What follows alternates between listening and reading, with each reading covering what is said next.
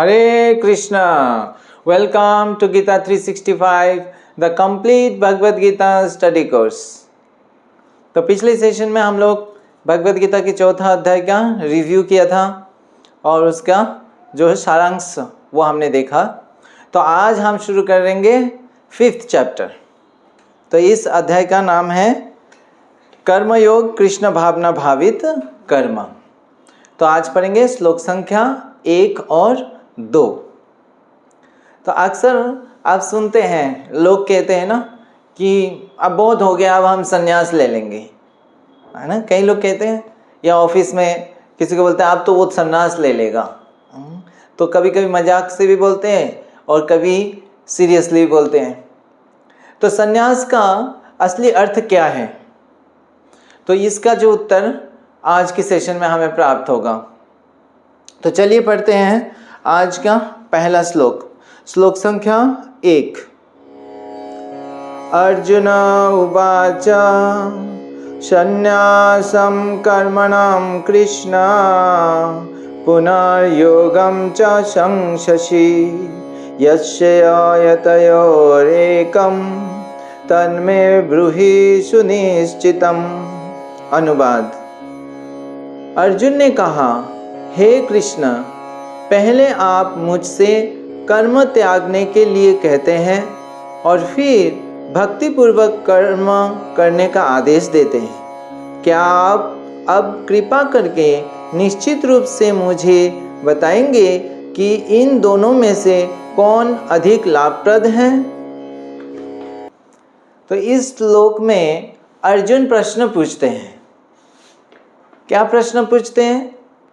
कि वो बोल रहे हैं कि भगवान जो अभी चौथा अध्याय में दिव्य ज्ञान की वर्णन किया, तो उससे अर्जुन को ऐसे लग रहा है कि भगवान अर्जुन को कह रहे हैं कि कर्मों को तुम त्याग दो, और फिर अर्जुन को भगवान कह रहे हैं कि भक्ति के साथ कर्मों को करो। तो ऐसे उनको लग रहा है कि ये कंट्राडिक्शन है, विरोधाभास है। तो इन दोनों में से क्या उनके लिए कर्म करना श्रेय है, वो निश्चित रूप से भगवान से अर्जुन पूछ रहे हैं। तो एक तो कर्मों को त्यागने के लिए, जो संन्यास इसको कहते हैं, कि कर्मों को त्यागने के लिए भगवान कह रहे हैं, और फिर कह रहे हैं भक्ति के साथ कर्मों को करो। तो इन दोनों में से क्या करना है अर्जुन को? अर्जुन जो है निश्चित रूप से, स्पष्ट रूप से समझ नहीं पाए। तो हम देखते हैं सिमिलर इसी प्रकार के प्रश्न अर्जुन तीसरा अध्याय के शुरू में भी करते हैं कि कर्मों को जो है त्यागना है या कर्मों को करना है। तो अर्जुन की स्थिति के हिसाब से युद्ध को करना है या युद्ध को त्यागना है, तो वही मेन विषय है अर्जुन का। और अर्जुन भगवान से ये स्पष्ट रूप से उसका उत्तर चाहते हैं। तो ऐसा फिर से ऐसे प्रश्न अर्जुन यहाँ पे कर रहे हैं। तो तीसरा अध्याय में अर्जुन के प्रश्न के उत्तर भगवान ने दे चुके हैं। तीसरा अध्याय में बहुत विस्तार से भगवान कर्म के बारे में वर्णन किया और उसके कर्म योग के विषय में बताया, कैसे योग में जो है कर्म कैसे करना है ताकि वो कर्म मुक्ति का कारण बन सके। और फिर भगवान ने चौथा अध्याय में दिव्य ज्ञान के विषय में बताया।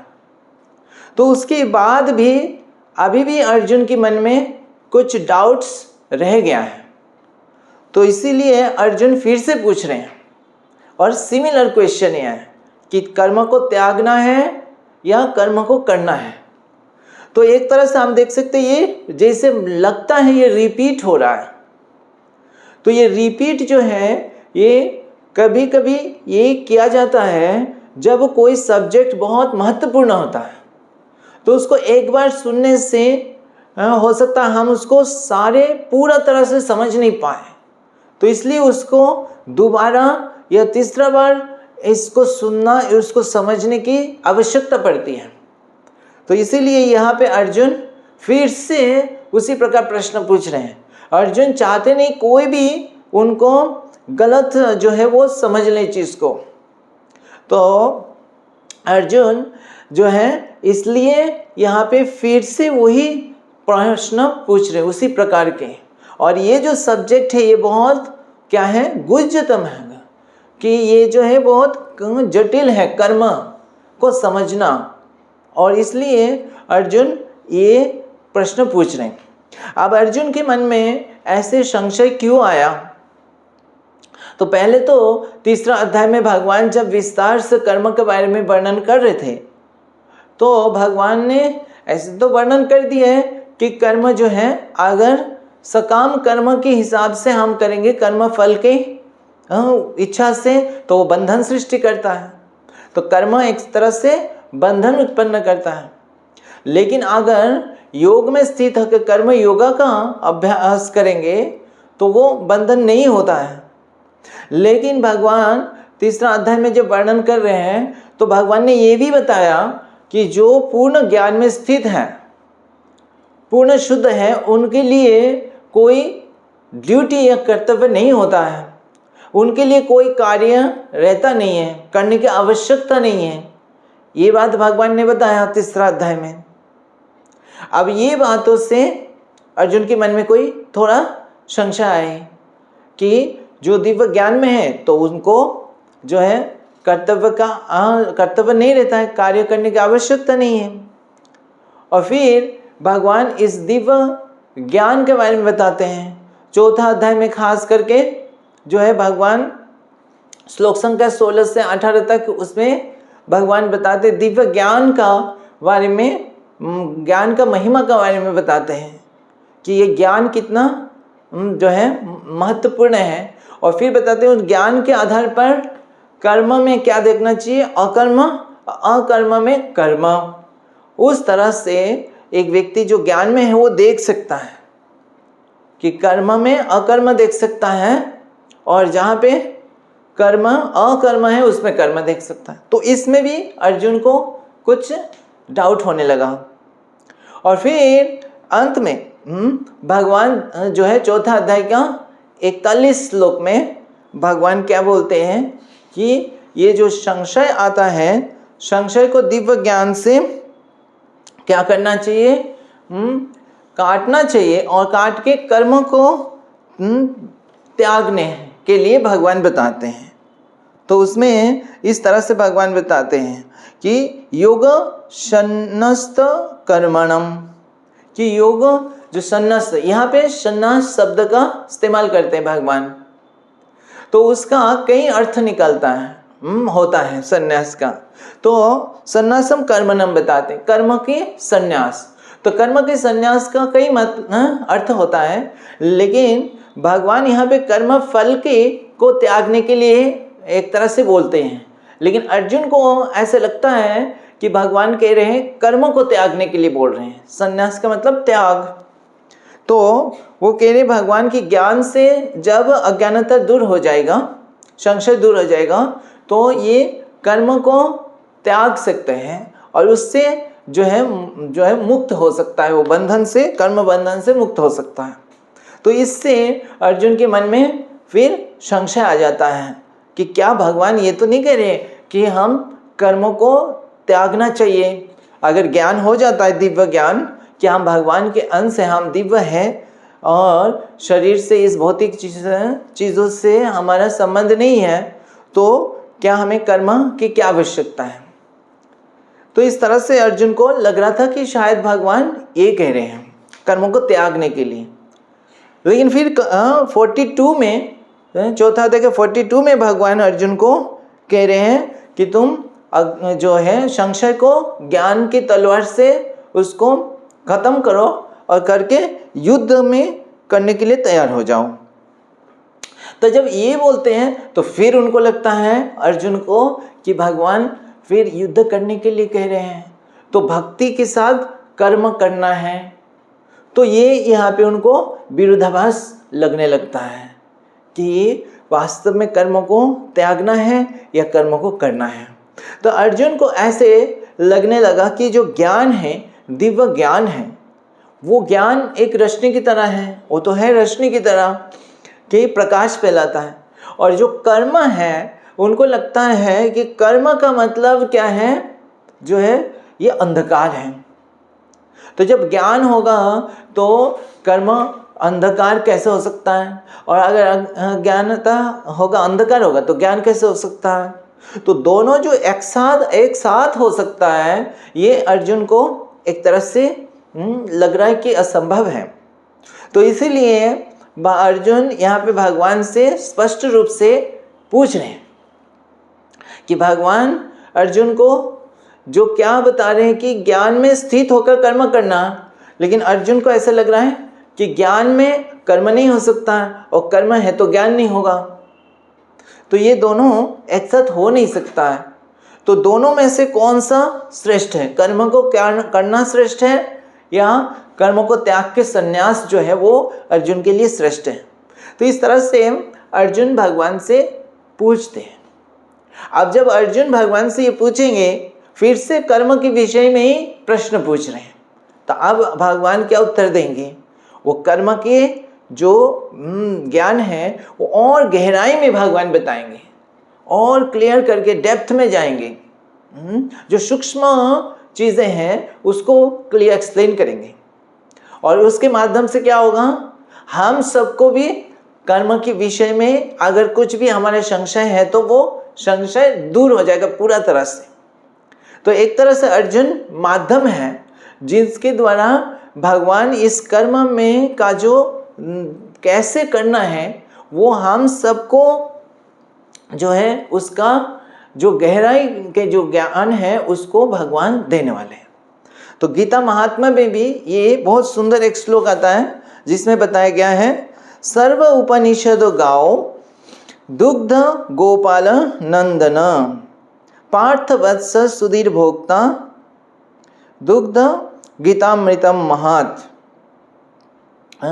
तो ये बताए कि जो ये भगवत गीता वो कैसा है, ये जो है ये दूध के बराबर है। दूध क्या है, अमृत, गीता अमृत है ये। और ये कैसे, किससे, सर्व उपनिषद, सारे उपनिषदों से का सार है ये। तो जैसे एक गाय है, एक गाय का जो असली चीज़ जो हमें प्राप्त होता है वो क्या है, दूध। तो वो एक गाय से जो है असली चीज़, जो वैल्यूएबल चीज़ हमें मिलता है वो दूध है। तो सारे उपनिषदों से का जो सार है वो हमें भगवत गीता के रूप में प्राप्त होता है। लेकिन अब गाय से दूध लेने के लिए क्या चाहिए होता है, बछड़े चाहिए, है ना, वत्स, बछड़े चाहिए। तो वो बछड़े जो है वो जब बछड़े थोड़ा सा क्या करे, दूध पीने के लिए वो करता है, प्रयास करता है, तो गाय जो है वो दूध, फिर गाय से दूध निकलती है और दूध फ्लो करने लगते हैं। तो उस तरह से फिर जो है वो दूध मिल जाता है, हमको भी मिल जाता है। तो उसी प्रकार बहुत सुंदर बता रहे हैं कि ये जो उपनिषद रूपी जो ज्ञान है उसमें अर्जुन क्या कर रहे हैं, अर्जुन वत्स है। और उस उपनिषद से दूध जो है कौन निकाल रहा है, दूध जो दोहन करते हैं वो कौन है, वो भगवान कृष्ण है। श्री नंदन कृष्ण, भगवान कृष्ण दोहन कर रहे हैं। और तो उसके लिए, उस दोहन करने के लिए, दूध को निकालने के लिए क्या चाहिए, वो वत्स का थोड़ा सा पीने का इच्छा होनी चाहिए, प्रयास होने चाहिए। तो उसको यूज करके जो दूध निकालते हैं, वो दूध के अमृत वो कौन पीता है, सारी जनता पीते हैं, जो हम सब लोग को वो दूध मिल जाता है। तो अर्जुन की ये जो प्रश्न है, तो इस प्रकार से अर्जुन प्रश्न जब पूछते हैं तो क्या है, और जो ज्ञान है उस ज्ञान के प्रवाह होने लगता है। तो इसके माध्यम से फिर भगवान जो है उसको उत्तर देने के लिए कई सारे महत्वपूर्ण शिक्षाएं, महत्वपूर्ण ज्ञान भगवान देते हैं। तो जो कि अगली इस पूरा अध्याय में और आगे के अध्याय में ये हमें प्राप्त होगा। ठीक है, तो इस प्रकार से अर्जुन का ये संशय था और अर्जुन ये संशय पूछते हैं। तो इससे भी हमें पता चलता है कि संशय को भी क्लेरिफाई करना है, दूर करना है। ऐसे नहीं कि संशय रख के हम अपने हिसाब से समझ के कर लें। तो अर्जुन यहाँ पे और एक उदाहरण प्रस्तुत करते हैं कि स्थापन करते कि वो अर्जुन के मन में जो संशय है वो चाहते कि भगवान से जब सुन रहे हैं तो संशय नहीं रहना चाहिए, संशय बिल्कुल दूर हो जाना चाहिए। और भगवान पिछले अध्याय में ही भगवान ने बताया कि संशय को क्या है, ज्ञान से दूर कर दो। तो यहाँ पे अर्जुन के मन में थोड़ा सा संशय है, तो अर्जुन ने भगवान से पूछा कि इस संशय को दूर कर दीजिए, और भगवान फिर उत्तर देंगे। तो चलिए पढ़ते हैं अगली श्लोक जिसमें भगवान उत्तर देंगे। श्लोक संख्या 2। श्री भगवान उवाच संन्यास कर्म योगश्च निःश्रेयस्करौ भौ तयोस्तु कर्म संन्यासात् कर्मयोग विशिष्यते। अनुवाद। श्री भगवान ने उत्तर दिया, मुक्ति के लिए तो कर्म का परित्याग तथा भक्तिमय कर्म कर्मयोग दोनों ही उत्तम हैं, किंतु इन दोनों में से कर्म के परित्याग से भक्ति युक्त कर्म श्रेष्ठ है। तो इस श्लोक में भगवान उत्तर दे रहे हैं कि ये दोनों पथ, भगवान कह रही है जो संन्यास है, कर्मों को त्यागना, और भक्तिमय कर्म करना, यह कर्म योग, तो भगवान कह रहे दोनों ही क्या है, अच्छा है। किसके लिए? दोनों के जो है मुक्ति की ओर क्या करता है, प्रेरित करता है। अब दोनों जो है को दोनों के जो ऑपोजिट है वो कौन सा है, जो मुक्ति के लिए बाधक है, वो क्या है? वो है जो है सकाम कर्म, या जो घोर कर्म है, इंद्रिय तृप्ति के लिए जो कर्म है। तो वो कर्म जो है वो सबके लिए इस संसार में बंधने वाला है, जन्म मृत्यु के चक्र में बंधने वाला। अब वो उससे जैसे ही मुक्त होने का प्रयास, तो इसके लिए ये दोनों पाथ हैं। तो श्रील प्रभुपाद तात्पर्य में पहले वर्णन करते वो जो चीज हमको बंधता है, और वो क्या है, ये इस भौतिक जगत के सकाम कर्म है, जो कर्म फल से आसक्त होके कार्यों को करते हैं। तो ऐसे कार्य करने वाले व्यक्ति क्या है, वो कर्म फल से जो है वो बंध जाते हैं, और वो फिर से उनको क्या होता है, ये शरीर प्राप्त होता है। तो वो व्यक्ति अज्ञानता से उस कार्य को करते हैं, वो हमेशा के लिए कितने जन्म तक यहाँ पे बंधन में रह जाते हैं। तो वहाँ पे प्रभुपाद श्रीमद् भागवतम के श्लोक को कोट करते हैं, जिसमें बताया गया है जो व्यक्ति ऐसे भौतिक सुख के लिए, इंद्रिय की सुख के लिए कार्यों को करता है, तो वो व्यक्ति कैसा है, जैसे एक पागल व्यक्ति है। तो प्रमत्त मैड पर्सन है। तो पागल व्यक्ति क्या करता है, पागल व्यक्ति जनरली उसको समझ नहीं आता क्या अच्छा है क्या गलत है, और पागल व्यक्ति कुछ भी कार्य करता है उसको कोई सेंस नहीं रहता है, और वो कुछ भी गलत करता है, कभी कभी उसको अपने आप को नुकसान पहुंचा देता है।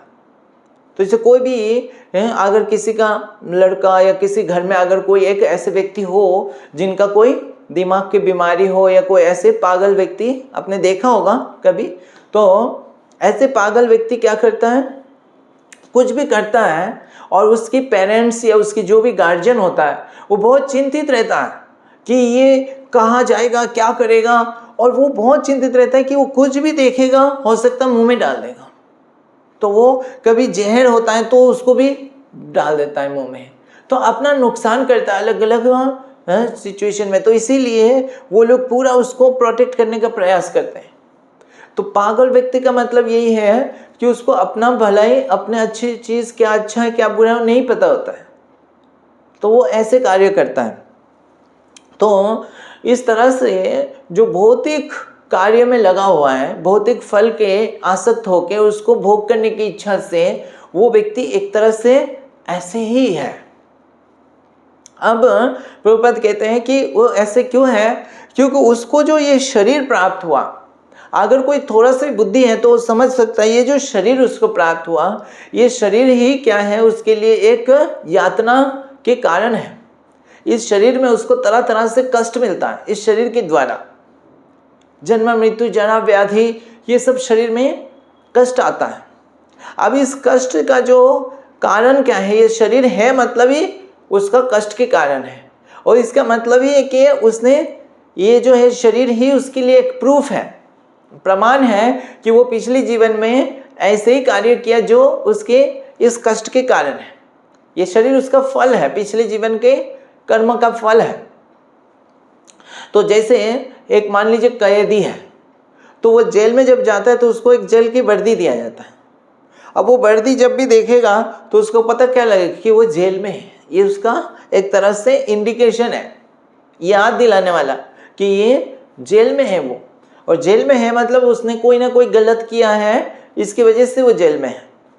तो ये वर्दी देखने से उसको याद आ जाना चाहिए मैंने क्या गलती किया और वो गलती मुझे दोबारा नहीं करना। तो उसी प्रकार जब कोई अपने शरीर को देखेगा तो उसको याद आ जाना चाहिए कि मैंने ये क्या गलती किया जिसकी वजह से मुझे ये दोबारा ये जन्म लेना पड़ा और मुझे ये जन्म मृत्यु जरा व्याधि का कष्ट को सहन करना पड़ रहा है। तो मुझे ऐसे कर्म दोबारा नहीं करना है। तो ऐसे थोड़ा सा बुद्धिमान व्यक्ति है तो वो समझ जाएगा और फिर वो ऐसे कार्य में नहीं लगता है। तो प्रभुपाद कहते हैं कि ये जो जन्म है मनुष्य जीवन का, ये सफलता यही है कि इसको वो समझ जाए और वो जो है असली चीज के लिए वो एटलीस्ट प्रश्न पूछे कि मैं कैसे इस जन्म मृत्यु से मुक्त हो सकता हूं, और एटलीस्ट वहां से उसका स्पिरिचुअल जो आध्यात्मिक प्रगति शुरू हो सके। और अगर वो प्रश्न नहीं पूछता है और केवल ये इंद्रिय भोग के कार्य में लगा रहता है तो वो ऐसे जन्म के बाद जन्म जो है वो ऐसी जो है कष्ट पाता रहेगा, उसको शरीर प्राप्त होता रहेगा और ये बंधन में रहेगा। तो ये उसकी स्थिति है जो ऐसे भौतिक कार्य में आसक्त है। तो ये जो है ये व्यक्ति कभी मुक्ति प्राप्त नहीं कर सकता। तो मुक्ति के लिए क्या होगा, वो इस टाइप से कार्य से क्या होना चाहिए, उनको विरक्त होना चाहिए कि भौतिक कार्य से, भौतिक फल कार्य के जो फल को भोगने का जो इच्छा है उससे त्याग का भावना आना चाहिए। तो इसीलिए भगवान कह रहे हैं कि ये जो त्याग है, कर्मों को त्याग और भक्तिमय कर्म, ये दोनों ही क्या है, वो मुक्ति को के लिए सहायता करता है। अब जो ये कर्म का त्याग है, तो कर्म का त्याग का मतलब ये ऐसे गलत कार्य, ये जो है ये भौतिक इच्छ कर्म, इंद्रिय तृप्ति के जो कर्म है उससे मुक्त रहना। एक तरह से कर्म का त्याग का मतलब ये है। अब इसको प्रभुपाद कह रहे हैं कि केवल जो है इंद्रिय की तृप्ति से मुक्त होना, तृप्ति के कार्य से मुक्त होने का मतलब ये नहीं है कि कोई भी कार्य नहीं करना, ये कोई भी वस्तु का इस्तेमाल नहीं करना। तो ऐसे अगर कोई संन्यास लेता भी है, त्याग करता भी है, तो उसका त्याग जो है वो सफल नहीं माना जाता, पूर्ण नहीं माना जाता कि उसने कार्य करना तो बंद कर दिया। अब कार्य करना बंद कर दिया लेकिन वो उसको कोई अच्छा कार्य नहीं कर रहा। तो जैसे मान लीजिए ये हमारा जो है क्या बोलते हैं, हमारा जो इंद्रिया है, जैसे मुंह है, तो मुंह से क्या है, गलत शब्द नहीं निकालना चाहिए। तो गलत शब्द किसी को जो है कष्ट देते हुए बोलना, ये इस प्रकार से किसी को गाली देना या गलत शब्द ऑब्सीन शब्द यूज करना, ये सब क्या है, गलत है। तो ऐसे यूज नहीं करना है। लेकिन इसका मतलब ये नहीं कि कुछ बोलना ही नहीं है। अगर कुछ बोलेंगे ही नहीं तो इस मुंह का क्या यूज क्या है, तो भगवान ने इस मुंह का दिया क्यों है। तो इसको सही ढंग से यूज करना, इस मुंह को भगवान की सेवा में यूज करना, वो असली क्या है, संन्यास है, असली त्याग है। और उसके द्वारा ही जो है वो सही से वो मुक्ति हो सकते हैं। अब उसको ऐसे हम समझ सकते कि जैसे गलत कार्य जो है, भौतिक चीज़ों के लिए जो कार्य है, इंद्रिय तृप्ति के लिए कार्य है, वो क्या है, नेगेटिव है। दोस्तों नेगेटिव कार्य है ना। तो नेगेटिव को अगर हमें से मुक्त रहना है, तो नेगेटिव चीज़ों से मुक्त रहना मतलब क्या है, उसको त्यागना, उसको त्यागने से क्या है, जीरो हो गया, न्यूट्रल हो गया। तो कर्म संन्यास का मतलब त्यागना जो है, इस प्रकार से कर्म को ही पूरा त्याग देना, वो क्या है, जीरो में आ गया, कि नेगेटिव तो नहीं है लेकिन जीरो है। लेकिन प्रभुपाद कहते हैं कि लेकिन हर कोई, वो श्रील रूप गोस्वामी का एक श्लोक कोट करते हैं जिसमें बताया गया हर वस्तु जो है उसको, जो वस्तु भगवान की सेवा में लगाया जा सकता है, उस वस्तु को भी अगर कोई त्याग देता है तो उसका त्याग जो है पूर्ण नहीं है, वो माना जाएगा फल्गु या बनावटी जो है त्याग, बनावटी संन्यास है। तो ऐसे कई सारे सन्यासी होते हैं जो बोलते हैं मैं कुछ बात नहीं करूंगा, मौन व्रत है, तो या मैं जो है कोई लक्ष्मी पैसा नहीं छूंगा, तो मैं सन्यास ले चुका हूं, मैं कुछ पैसा नहीं छूंगा। तो इस तरह से वो ऐसे लोग होते हैं। तो लेकिन वो चीज़ फिर भगवान की सेवा में तो नहीं लग पाता, तो उसको पूर्ण नहीं माना जाता, उसको माना जाता आर्टिफिशियल या कृत्रिम रूप का त्याग है। तो वो उसी प्रकार है जिससे नेगेटिव से जीरो आ गया। लेकिन वास्तव में क्या है, हमें पॉजिटिव में जाना चाहिए कि चीज़ को हमें सही से यूज़ करना है। तो जो भी धन भी है उसको भगवान की सेवा में लगाना है, अपने इंद्रिय तृप्ति में नहीं लगाना, या जो मुंह है, जो भी हमारे इंद्रिय है, ये भगवान की सेवा में लगाना है। तो वो क्या है, वो पॉजिटिव है। और उस पॉजिटिव से ही क्या होंगे, हम भगवान के प्रति हमारा क्या होगा, प्रेम होगा, और हमारा जो है शुद्धिकरण होगा, इन जो हमारा चित्त का, हमारा चेतना की शुद्धिकरण होगा। तो श्रील प्रभुपाद भागवतम के जो श्लोक कोट करते हैं उसमें फिर बताते हैं जब तक हमारा भगवान के प्रति आकर्षण नहीं होगा तब तक हम इस भव बंधन से मुक्त होना मुश्किल है। तो इसीलिए भगवान के प्रति आसक्ति वो आवश्यक है, और वो पॉजिटिव है। और अगर वो हो जाता है तो फिर उसको जो है त्यागने की आवश्यकता नहीं रहता है। तो भक्तिमय कर्म जो है वो भगवान कह रहे हैं वो कर्म को त्यागने से ज़्यादा श्रेय है। यद्यपि दोनों ही क्या है, उस कर्म बंधन से मुक्त के और लेके जाता है, लेकिन भक्तिमय कर्म जो है वो ज़्यादा श्रेय है। तो अगर कोई कर्म भक्ति के लिए भक्तिमय कर्म कर रहा है तो वो क्या है, वो जो है पूर्ण तरह से मुक्त है।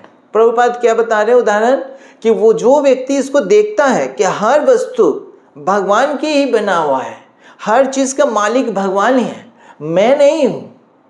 तो जब वो इस दृष्टि से रहता है शुद्ध चेतना में, तो उसको पता चलता है मेरे पास जो भी है ये भगवान का ही है, ये मेरा नहीं है। तो फिर उस वस्तु को त्यागने के प्रश्न कहाँ आता है, क्योंकि ये वस्तु अगर उसका होगा तभी तो वो त्यागेगा। त्यागने का प्रश्न तभी आता है कि उसके पास है और उसका है तो वो त्यागता है।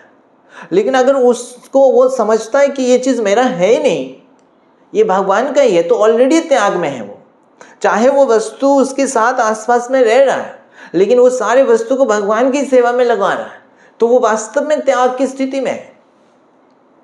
श्रील प्रभुपाद के कई सारे शिष्य थे जो गृहस्थ में थे, तो घर में वो अपनी फैमिली के साथ रहते थे, लेकिन वो जो भी कार्य करते थे, जो भी धन लाते थे, वो पूरा तरह से भगवान की सेवा में लगाते थे, है ना, और भक्तों की सेवा में लगाते थे। और जितना भी समय होता था वो भगवान की सेवा में, भक्तों की सेवा में लगे रहते थे।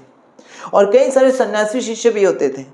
तो वो जो गृहस्थ डिवोटीज थे वो कभी प्रभुपाद से पूछते थे कि हम तो संन्यास नहीं ले पा रहे हैं, क्योंकि हमारा ऐसी स्थिति है कि हम संन्यास नहीं ले पा रहे हैं, तो क्या कमी रहेगा हमारे भक्ति में।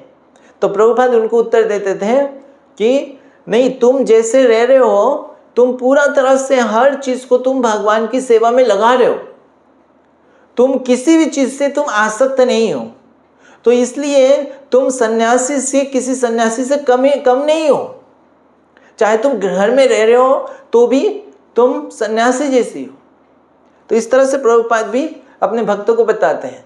तो प्रभुपाद यही बात को यहाँ पे लिख रहे हैं कि जो इसको समझ जाता है कि सारे वस्तु वास्तव में भगवान का है, तो फिर त्यागने की बात ही नहीं आता है। तो इसलिए भगवान यहाँ पे अर्जुन को कह रहे हैं, क्योंकि अर्जुन गृहस्थ थे, अर्जुन राजा थे, तो यहाँ पे अर्जुन के लिए भगवान कह रहे हैं कि तुम्हारे लिए क्या है, ये संन्यास से ज़्यादा श्रेय क्या है, ये कर्म योग है। क्योंकि भक्ति भाव से इस कर्म को करना है, भगवान के लिए कर्म को करना है, लेकिन वो कर्म के फल से आसक्त ना होकर। तो इस तरह से भगवान अर्जुन को कह रहे हैं कि ये ही श्रेय है, संन्यास से कर्म को जो है कर्म योग श्रेय है। ठीक है, तो आज हम यहाँ पे विराम देते हैं। अगली सेशन में हम पढ़ेंगे श्लोक संख्या 3 और 4। हरे कृष्णा। ग्रंथराज श्रीमद् भगवद गीता की जय। जगत गुरु श्रील प्रभुपाद की जय।